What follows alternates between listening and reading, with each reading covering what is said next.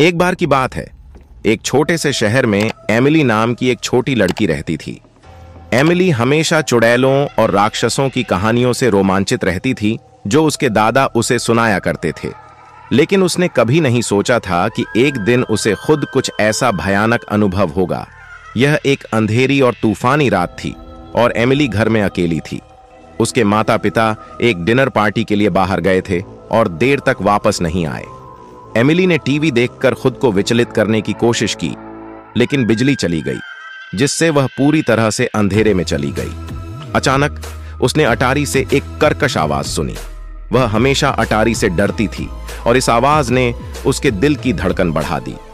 Emily ने धीरे धीरे चरमराती सीढ़ियों से अटारी की ओर अपना रास्ता बनाया। जैसे ही उसने दरवाजा खोला, उसने कुछ देखा जिससे उसका खून ठंडा हो गया।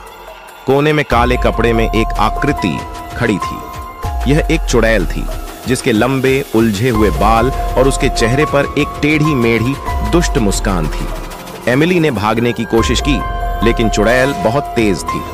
वह अपनी हड्डी वाली उंगलियों से आगे बढ़ी और एमिली की बांह पकड़कर उसे और करीब खींच लिया। एमिली डर के मारे जम गई, क्योंकि चुड़ैल ने प्राचीन भाषा में जप करना शुरू कर दिया।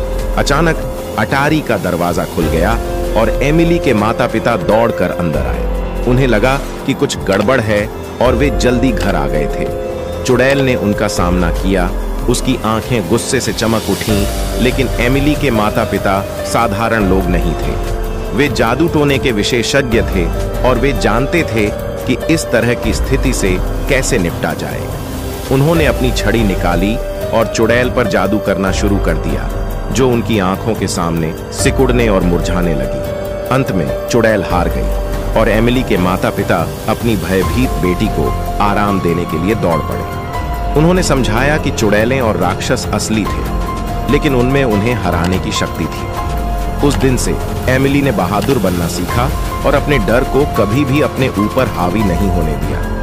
और जहां तक जादू टोना की बात है, उसने उस नगर में फिर कभी किसी को परेशान नहीं किया। लेकिन कुछ का कहना है कि अंधेरी और तूफानी रातों में आप अभी भी अटारी के माध्यम से उसकी दुष्ट खड़खड़ाहट सुन सकते हैं।